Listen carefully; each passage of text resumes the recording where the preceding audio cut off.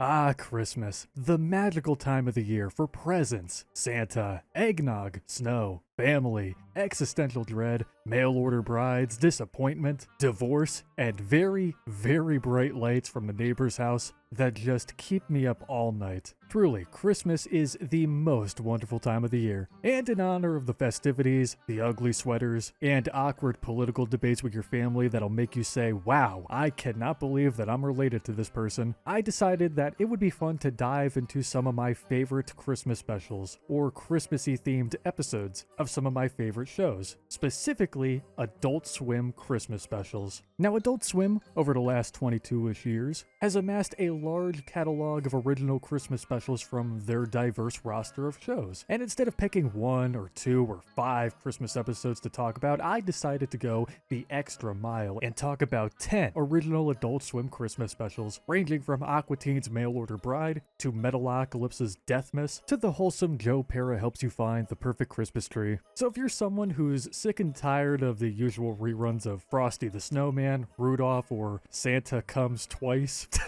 then stick around. Maybe one of the specials mentioned in this video will catch your eye. This is going to be a pretty long video, so please sit back, relax, grab your family, your dog, your spiked eggnog, and without further ado, let's dive into the insanity of Adult Swim Christmas specials. Oh, if you don't celebrate Christmas, then that's awesome. No matter what you celebrate, I hope all of you just have a happy, healthy, and safe season, especially those of you who are like me and live in the middle of nowhere and have to deal with snow. It's god-awful. Anyway, let's get started.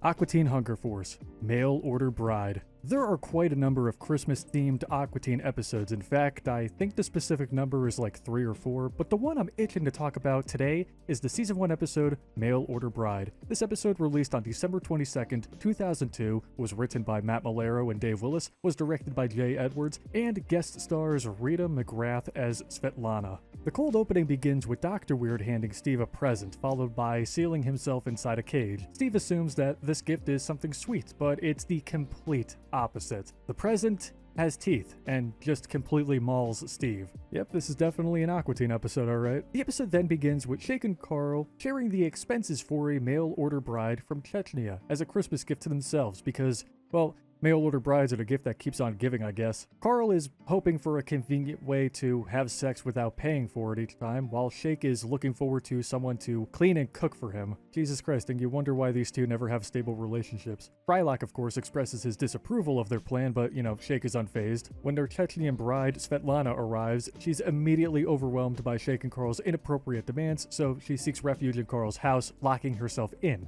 Carl attempts to access his house through a window, but, well, falls and injures his neck, causing Svetlana to barricade herself even further. Meanwhile, Meatwad and Frylock celebrate Christmas with very unique gifts. Frylock gives Meatwad some hair, a hairdryer, and a wooden train he wanted. I have no idea where that hair came from, but I can only imagine. And Meatwad presents Frylock with improvised wraparound sunglasses, which are just made from sticks and pine cones from the yard. As for Shake, well, who do you think is number 1 on Santa's list? The guys gather outside Carl's bedroom for the marriage ceremony. Shake doesn't bring a ring, Frylock doesn't know how to pronounce Svetlana and Carl's last names, and the ceremony ends abruptly when Svetlana escapes and takes off in Carl's car, which, according to Meatwad, is technically half of hers, or I think a third. The episode ends with George Lowe, who apparently also works wedding DJ gigs on the side, mispronouncing Carl's name, which pisses him off even further. In the final scene, Meatwad shows empathy for Carl's pain and offers him a consolation Christmas gift, which is just a stick with a bow, because, you know, pine cones and sticks are the gift that keeps on giving, and also mail order brides, apparently. You know, this episode is just a fantastic representation of the age-old New Jersey tradition of buying a mail-order bride and sharing her with your best friend, or in this case, worst neighbor. All jokes aside, it's a really great episode. It's a simple plot, but it's executed perfectly, and the humor is just ridiculous. While we're on the topic of this episode, let me give you some random facts about it. This is the first episode where we learn that Carl's last name is Brutana Nadoluski, which I don't even think I said right at all. This is also the first episode to feature a different song during the end credits, and there are a few little Easter eggs and foreshadows. During the time-lapse to Christmas Day, Santa makes a surprise appearance, and Shake's clothing in this episode is shown later in the Season 5 episode, Dummy Love. Would I recommend throwing this on your Christmas holiday playlist? Well, I would make your whole family watch it. It's a classic. You can't go without it. The Venture Bros, A Very Venture Christmas. Next up on our holiday list is the Venture Bros Christmas special, A Very Venture Christmas, which I feel like a lot of people have completely forgotten about, besides of course the hardcore Venture Bros fan base. It's such an obscure episode because it features an 11-minute runtime, which isn't common at all for the Venture Bros. It was released on December 9th, 2004, about a couple of months after the season 1 finale, and the episode features one of the most insane storylines I've ever seen in a Christmas special. The episode was written and directed by Jackson Public, and the story begins with Dr. Venture experiencing a series of bizarre dreams. In the first one, he's in a snowy graveyard facing a cloaked figure who points to a tombstone with his name on it. The figure is revealed to be Brock, and the scene transitions to Rusty waking up from the dream in his bedroom. Excited that the nightmare is over, he runs out to his balcony and notices a young boy below, which just so happens to be Hank. He asks the boy about the date, which turns out to be Christmas Day. Rusty's joy leads to an unusual flight over his compound, but it ends with him crashing into a tree. Returning to reality, Dr. Venture chats with Brock about Christmas gifts for Dean. He notices a hint from Dean in an old catalog. Brock then catches Hank snooping in his closet for his Christmas gifts, but he plays it off as if he's looking for Christmas movies. However, the tapes he picks up are adult Christmas-themed videos. Yeah, you know, Miracle on 69th Street, Jingle Balls, Frothy the Blowman, and Rudolph the Red-Knobbed Reindeer. Oh, those are my favorite Christmas movies too. I put them on every year and watch them with my whole family. They always seem so confused and scared whenever I put them on, but I think they're fine. To keep Hank busy, Brock insists that he needs help putting up lights. Before walking out, Hank realizes that baby Jesus is not in the manger, but Brock tells him that they place him in the manger at midnight. Thankfully, Brock was there to stop Hank because sweet baby Santa, it's a C4 trap and it smells of the monarch. Later on in the day, Dr. Venture throws a Christmas party at the compound with various guests like Pete White, Billy, OG Team Venture, Professor Impossible, Sasquatch and Steve Summers, Triana, and more. And it's a pretty interesting party to say the least. You know, Pete White hits on Triana, which prompts Dr. Orpheus to send him packing and then announces to the entire party that his daughter's virginity is not up for grabs. And that line always gets me every time. The party then takes an unexpected turn when Hank and Dean grab Dr. Orpheus's book and accidentally summon Krampus while trying to find some lighthearted Christmas stories. Dr. Orpheus tries to explain the nature of Krampus, but then the beast grabs Dr. Venture and, well, you know how sometimes your parents like to wrestle naked? Well, Krampus tries that with Dr. Venture, but, you know, fully clothed. So jolly old Brock jumps in and tries to fend off the beast, which is pretty awesome. Thankfully, the clock struck midnight, which means that Krampus's nightmare is finally over. However, before leaving the compound, he places the baby Jesus in the manger, setting off the C4 trap. However, it's revealed to be another dream as Dr. Venture wakes up on the X1 after crashing into Bethlehem's Church of the Nativity. What a fucking adventure of an episode that is. What I particularly love about this episode, besides how completely absurd and hilarious the story is how many Christmas story tropes and references Jackson Public and Doc Hammer managed to shove into this 11-minute special. This special parodied and referenced a ton of Christmas classics like A Charlie Brown Christmas, A Christmas Carol, Frosty the Snowman, How the Grinch Stole Christmas, It's a Wonderful Life, Jingle Bells, Miracle on 34th Street, and tons of others. Now normally, an average Venture Bros episode has a runtime of like 22-ish minutes, and the reason for A Very Venture Christmas being 11 minutes in length is because of budgetary constraints. But an 11-minute runtime isn't necessarily a bad thing though. Personally, I cannot mentally see this episode extending beyond 11 minutes. How do you extend an already insane plot by another 11 minutes? Then again, I'm not Dr. Jackson, so I don't really know what their ideas were if they were interested in making this episode longer at the time. But either way, it's a roller coaster of an episode, and it definitely gets the positive holiday stamp of approval from me. So go ahead and check it out if you haven't already. Metalocalypse, Dethmas.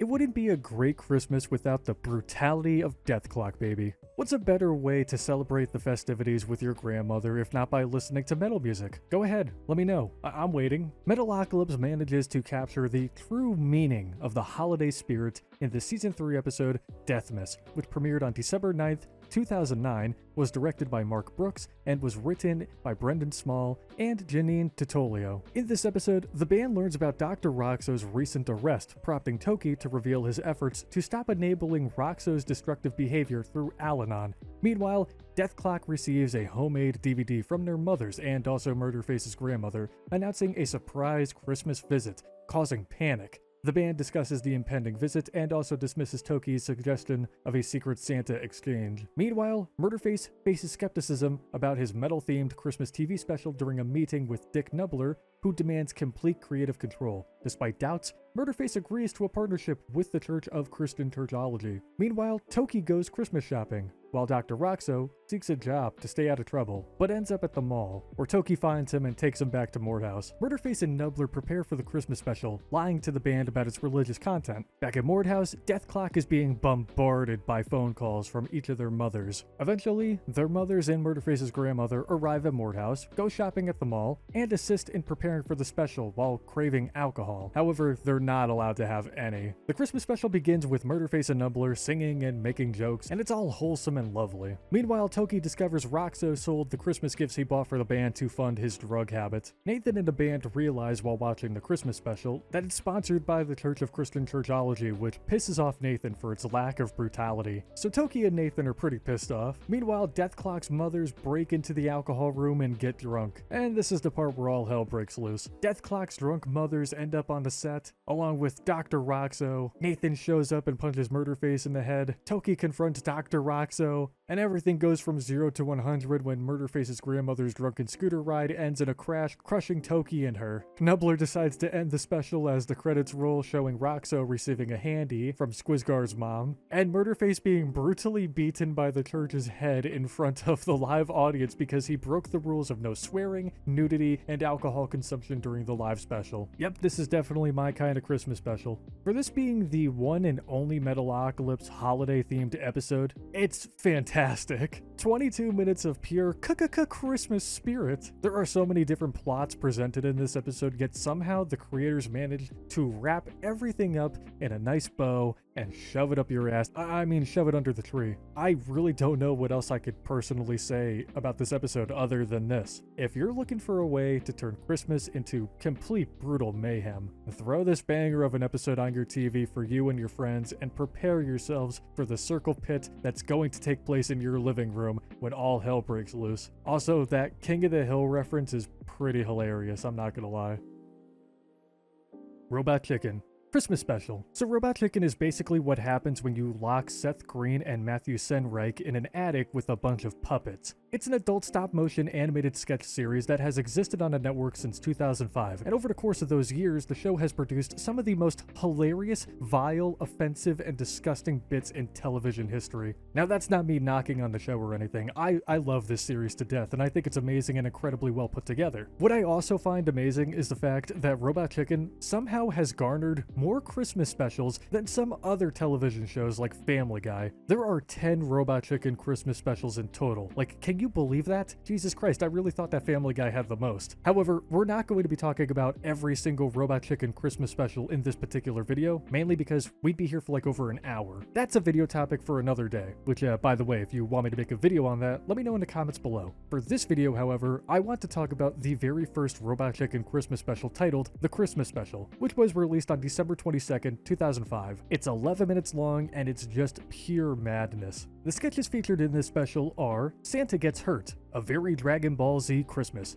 Bring Out Your Dead, Unsolved Case File, Claws in Effect, Patty Cake, Frosty Flamethrower, Last Supper Food Fight, Kill Bunny, and Happy Holidays. I think out of all of these bits, my personal favorite is A Very Dragon Ball Z Christmas because, well, I like Dragon Ball. I also like Dragon D's nuts. I also thought that the showdown between Goku, Gohan, and Composite Santa Claus was like the pinnacle of anime fights. If we're being realistic and honest here, the Christmas special isn't really anything super special. This 11-minute episode features a couple of new bits, but most of the ones shown are either already before-seen skits from previous episodes of the first season, or skits that are reused for future episodes. For example, the bit Santa Gets Hurt comes from the episode Nutcracker Suite. The Unsolved Case Files Clause in Effect comes from the episode Gold Dust Gasoline. And A Very Dragon Ball Z Christmas is reused for the Season 2 episode Easter Basket. When comparing this Christmas special to the rest of the Robot Chicken holiday arsenal, it fails. However, it's not entirely a bad episode. In fact, it's a decent special that takes all of the memorable Christmas bits from Season 1 and compiles them together to create a fun 11-minute episode that's perfect for the holidays.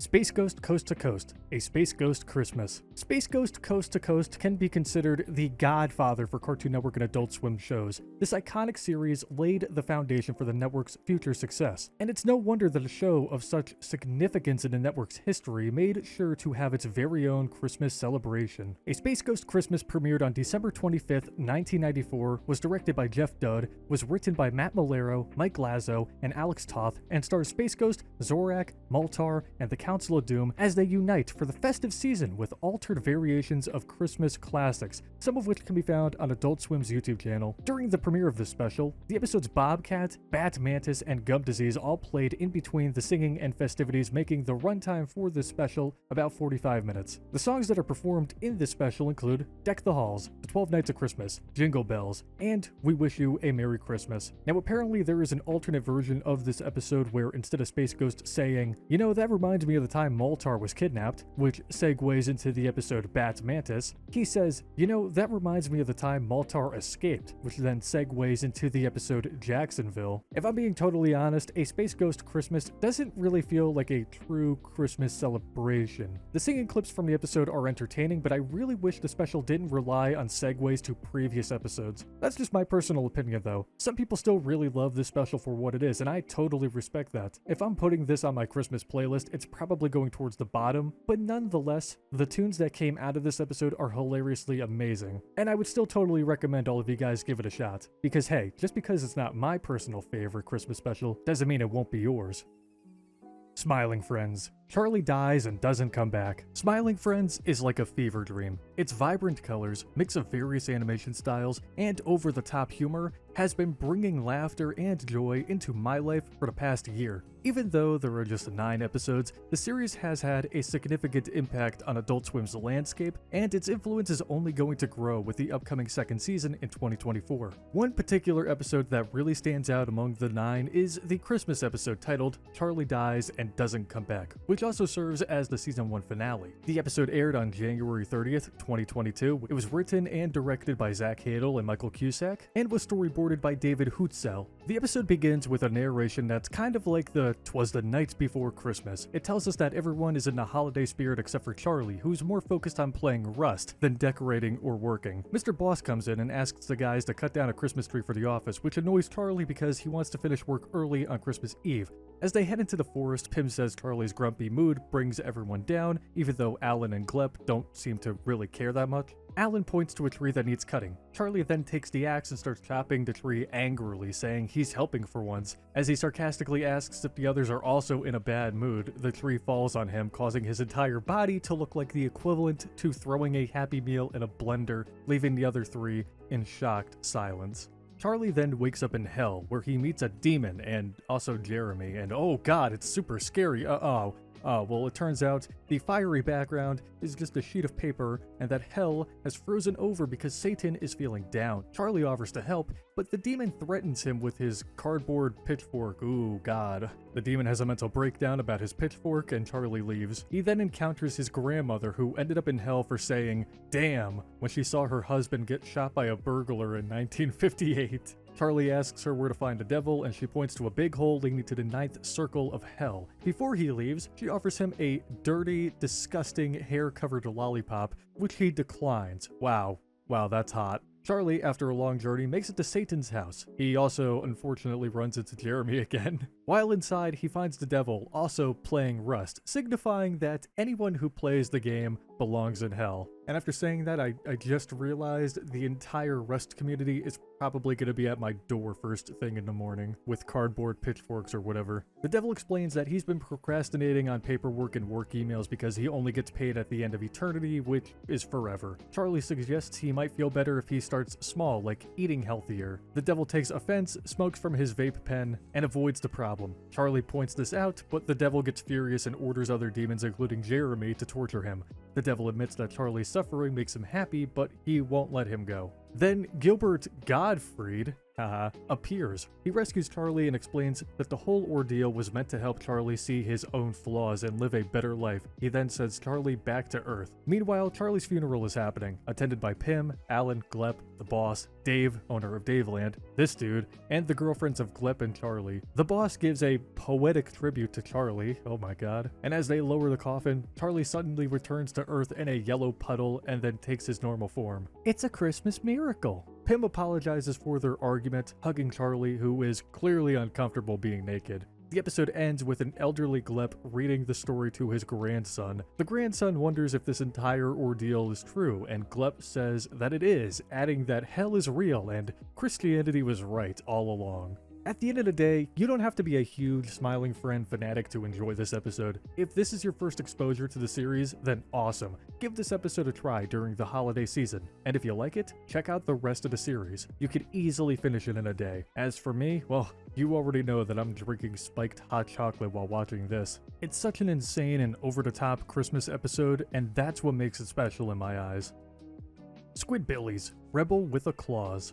Squidbillies is an adventure, to say the least. To say the most, it's borderline batshit insane, and that's why so many people, including myself, love the series. So how does Squidbillies take the concept of Christmas and flip it on its head? Well, by giving us the episode Rebel with a Clause, which released on December 25th, 2006, and was written and directed by Jim Fortier and Dave Willis. It's the festive season, and Santa's on his merry journey delivering gifts to the good folks on Earth. However, things take an unexpected turn when Early sets up a cookie trap. Instead of merriment, chaos ensues as Early ties up Santa and kills, skins, and smokes his reindeer, including poor Rudolph, oh my god. Granny even gets involved in the feast. Early's motive for this travesty is his desire for Jeff Gordon's still beating heart. Yes, the NASCAR driver Jeff Gordon. Santa, true to his character, refuses to comply. In response, Early shaves off Santa's beard and sends it to the North Pole with a note demanding for Jeff Gordon's heart. The elves try to meet his demand with a twist, presenting a wooden Jeff Gordon NASCAR-themed heart filled with jelly beans. This plot is just insane, I can't. Unfortunately, their efforts lead to unexpected consequences. Meanwhile, Santa takes Rusty hostage briefly with a candy cane blade, though that doesn't last too long. At the police station, the sheriff, gearing up for the festivities, becomes alarmed when he notices Santa missing from the Santa tracker on the news. Oh wow, I had no idea that Ned Hastings was also a meteorologist in his free time. Unaware of the chaos at Early's place, he heads there to investigate, but gets distracted by the smoked reindeer. Disguised as the nativity scene and singing "Oh Holy Night," the elf reinforcements arrive to confront Early. Thankfully, or I guess not thankfully, at least in Santa's case, Granny sends in her dogs to handle the situation, and things take a very interesting turn when two elves deliver a box to Early, not containing Jeff Gordon, but another race car driver named Cock Johnson. The elves, fed up with the agony of losing friends over trying to save Santa, quit and receive a job offer from Johnson. In the end, Early and Rusty decide to release Santa out into the cold wilderness, and they make their exit. Meanwhile, the sheriff, driving home and enjoying his smoked venison, has flashbacks of his encounter with Early, but before connecting the dots, he takes another bite of the reindeer and praises its flavor, unknowingly running over Santa in the process. Yep, Squidbillies really went batshit insane with this episode, but I'm not complaining. For being the first of two Christmas episodes in the series, Rebel with a Clause takes the concept of Christmas and completely murders it in cold blood, and then skins it, decapitates it, and smokes it. Definitely throw this episode on when your baby cousins are over. I'm sure they'll enjoy it. Don't do that, by the way. I would say besides Charlie's body being crushed by a tree and Smiling Friends, this entire special, Rebel with a Clause, is probably the most gruesome Christmas holiday special on this list. But I think that's what makes this Christmas episode special. It's not afraid to take an innocent concept like Christmas and just, again, murder it in cold blood and skin it and decapitate it and smoke it. Rick and Morty, Anatomy Park. You better sit down, buckle up, and prepare to ride the bone train. because it's Rick and Morty's Anatomy Park, baby. Let me just say up front, this episode is truly something special, and I know I keep saying that a lot, but I mean it this time. Not that I didn't mean it before. Oh, you know what I mean. It's pretty remarkable, especially considering it's only the third episode of the first season. Anatomy Park is also the first holiday-themed episode, and for being one of a few, it truly stands out. The episode, released on December 13th, 2013, was written by Eric Acosta, Wade Randolph, and directed by John Rice. It's the holiday season at the Smith house, and Jerry attempts to introduce a more traditional human holiday to the family, prompting him to confiscate electronic gadgets from Morty, Beth, and Summer. Rick arrives with a homeless man dressed as Santa, briefly introducing himself as Ruben before heading into the garage. As the festivities unfold, Jerry discovers that his idea of a conventional family Christmas is interrupted by Jacob, his mother's partner in a sort of three-way relationship with his parents. While the rest of the family embraces and supports this dynamic, Jerry struggles with insecurity and defensiveness, allowing his concerns about his parents' relationship to affect him negatively. Meanwhile, Morty learns about Rick's creation of a Jurassic Park-style amusement park inside Ruben the homeless man. Morty is then shrunken down to microscopic size and injected into Ruben's body, encountering Dr. Xenon Bloom and other inhabitants of Anatomy Park. Oh my god, John Oliver? Is that you? Unfortunately, Ruben succumbs to various bacteria and viruses, and the crew must navigate through Anatomy Park to survive. During the journey, Morty develops feelings for Annie, an employee of Anatomy Park, though she doesn't really show mutual feelings yet. The crew discovers that Poncho had planned to compromise Anatomy Park's safety as retaliation against Dr. Bloom. However, Poncho meets a grim fate, and the crew faces various challenges, including a skeletal railway system known as the Bone Train. I don't know why I said it like that. During all of this, Annie slowly falls for Morty, and soon they're making out at some point. Once they get to the Bone Train, Dr. Bloom sacrifices himself to E. coli, and Morty and Annie narrowly escape hepatitis A with the help of hepatitis C. Back at the house, Summer's boyfriend Ethan confronts her, leading to a heated argument. Jacob intervenes, facilitating Ethan's confession about the source of his frustration. In a way to save Annie and Morty, Rick takes Ruben's body into space and enlarges him, causing a nationwide panic over the naked sky Santa when he activates a growth ray. Oh man, I feel bad for the people in the Rocky Mountains. Oh no, I don't. Who am I kidding? The body then explodes, raining bloody chunks all over America and the Smith household. The story concludes with Rick, Morty, and Annie returning home, where Annie reveals her knowledge to rebuild Anatomy Park. Rick then shrinks her down again, leaving Morty feeling disheartened.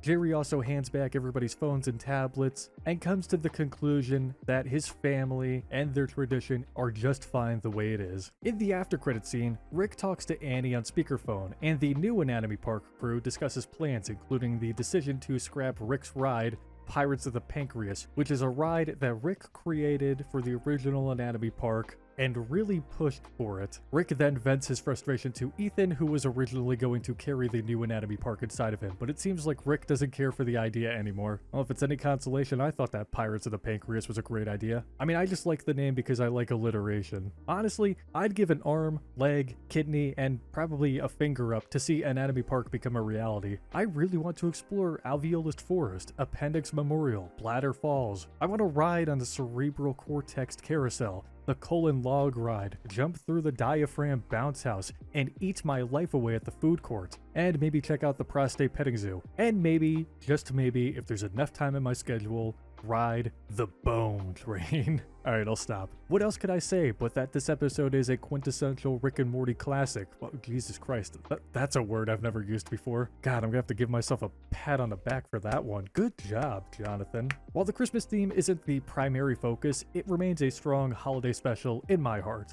I think there are tons of lessons to be learned here, like the fact that you shouldn't force anything on people, you should accept others for who they are, even if their beliefs are a little bit out of the norm, and you should learn to, well, I don't know, not build an amusement park inside of a person, because at some point that person's going to die, and in return, the people inside the body enjoying the amusement park are also going to die. At least that's what I got from it. So hey, if you're looking for a show that's easy to dive into, doesn't require a ton of thinking, and has some Christmas elements to it, Anatomy Park is probably right for you. And now that I'm saying this out loud, I realize I sound like an announcer from an advertisement trying to persuade you to buy some medicine. Ask your doctor if Anatomy Park is right for you. Side effects may include, but are not limited to, other beings crawling inside of your body and screaming with joy as they explore your insides. God, that is just gross. I also really enjoy John Oliver's cameo as Dr. Xenon Bloom. John Oliver's just an entertaining guy in my opinion, and I just enjoy his voice. One more side note, if you or someone you know are huge fans of Rick and Morty and want to explore Anatomy Park beyond the episode, there is a board game based on the episode if you want to snag one this holiday season. Joe Pera helps you find the perfect Christmas tree. Joe Pera has this special quality about him that makes him feel like the grandfather I've always needed. Not just because both of my own grandfathers are dead in the ground, but it's also due to Joe's enduring, charismatic, and exceptionally sweet comedic style. His humor has a slow and gentle quality that's reminiscent of a wise and caring grandfather, and despite being a young adult who can somewhat function on his own, I sometimes wish I could still have a grandfather figure of sorts in my life. Someone who could hand me a piece of hard expired candy and tell me stories from the war. Joe's voice is incredibly smooth, like silk. It's as if I'm listening to ASMR, which oddly enough has a very calming effect on me, which is kind of weird to admit out loud. My anxiety just melts away whenever I hear Joe Pera talk about rocks or fashion or how to build a chair. If I'm being honest, if Joe Pera ever made a special about how to get away with murder, then I would totally listen to it because he's the only person on Earth able to turn a dark and twisted subject into smooth gold or whatever.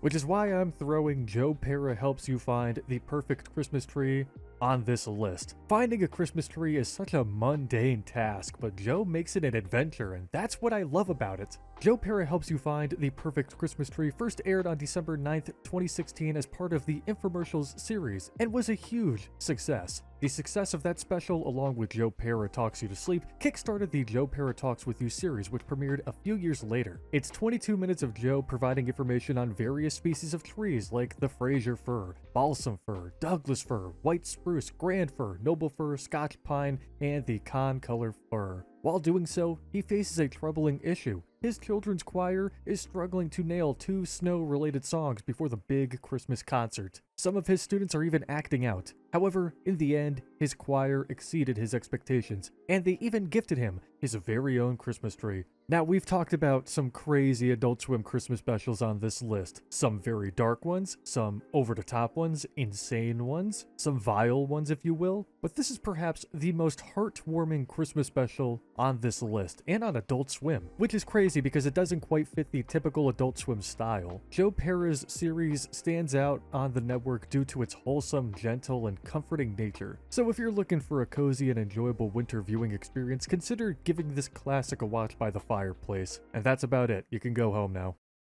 Well, there you have it. 10 beautiful Adult Swim Christmas episodes that'll fill up your stocking this season. If you're someone in need of some new classics, consider adding any of the following episodes to your list. If you, for some reason, enjoyed me ranting about some of the greatest Adult Swim Christmas specials, then drop a like on the video, subscribe to the channel, and please let me know in the comments below if you would like to see a part 2 to this video. There are so many other Adult Swim related holiday episodes I did not mention in this video, so many in fact that I could honestly make a few more of these videos. So again, let me know in the comments below if you would like a part 2. Follow me on all of my social links and join my Discord server, links in the bio below. Have a fantastic day everyone, but please remember to stop with the fruitcake. It's disgusting. Stop it.